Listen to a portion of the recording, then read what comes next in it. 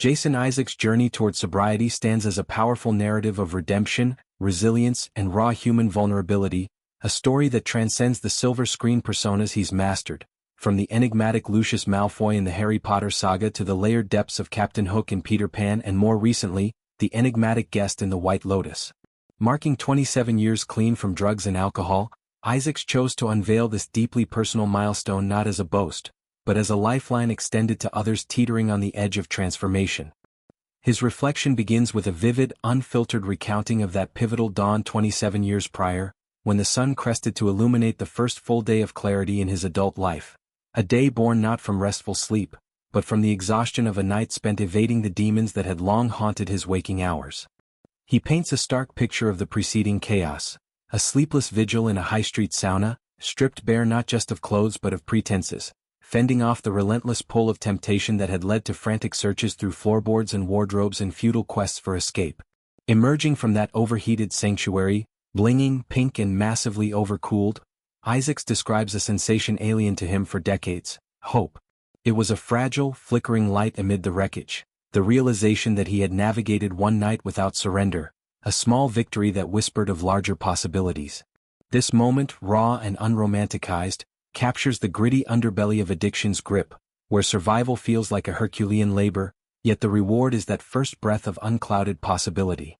Over the ensuing 27 years, Isaac's path to sustained sobriety has been a mosaic of incremental steps, a deliberate rejection of the all-or-nothing mindset that once ensnared him.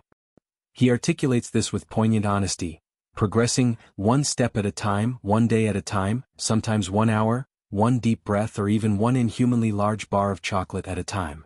This admission humanizes the process, stripping away the myth of overnight miracles and embracing the messy, meandering reality of recovery. Chocolate, in its indulgent simplicity, becomes a metaphor for the small comforts that anchor the soul during storms, reminders that healing isn't linear but layered with everyday indulgences and quiet triumphs. Isaac's candor here serves as a balm for those in the throes of their own battles, illustrating that progress isn't measured in grand gestures but in the accumulation of these micro-moments of defiance against despair. Central to his message is an empowering universality.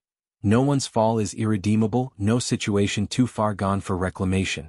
You don't have to do it the way I did, he assures, acknowledging the spectrum of paths to wellness while emphasizing the accessibility of hope.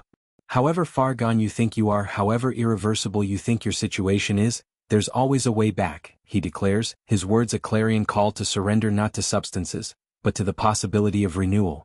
This surrender, he clarifies, is an act of courage, a baby step toward the surface where light awaits beyond the depths.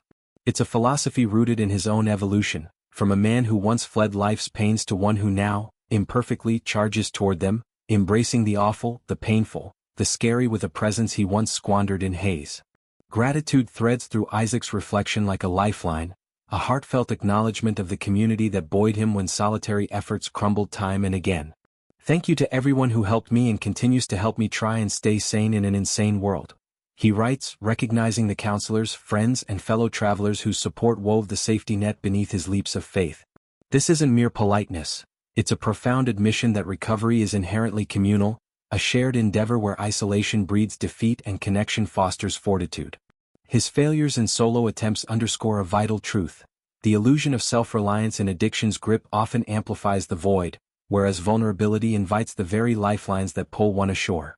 Isaac's story thus becomes a tribute to those unsung heroes, the quiet forces who remind us that sanity in chaos is co-created, not conquered alone.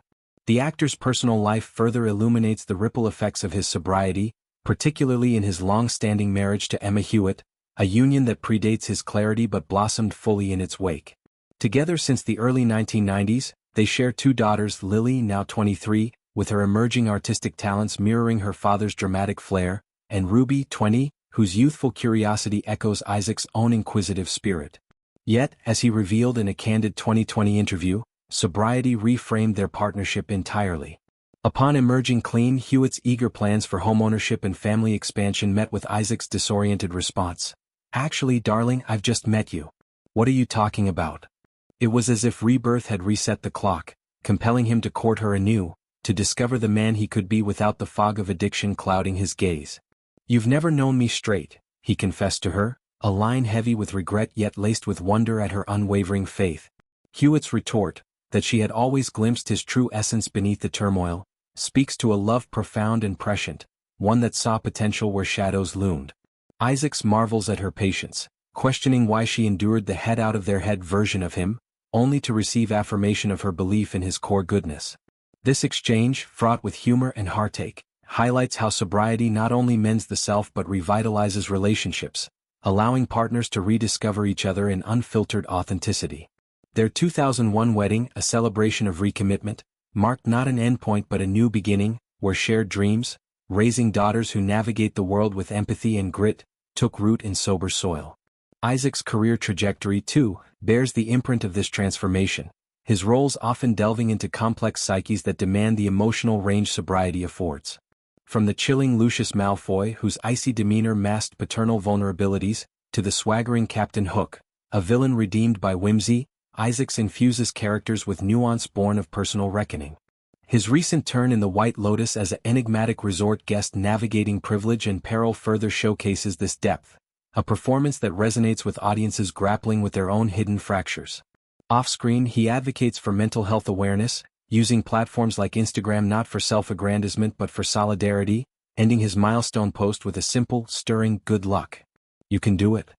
These words, unadorned and urgent, extend an invisible hand to strangers, affirming that the road back is paved with possibility, one breath at a time. In a broader sense, Isaac's 27-year odyssey challenges the stigma shrouding addiction, portraying it not as moral failing but as a universal human struggle amenable to grace and grit. His narrative dismantles barriers, inviting dialogue in a culture often silent on such matters, and underscores that,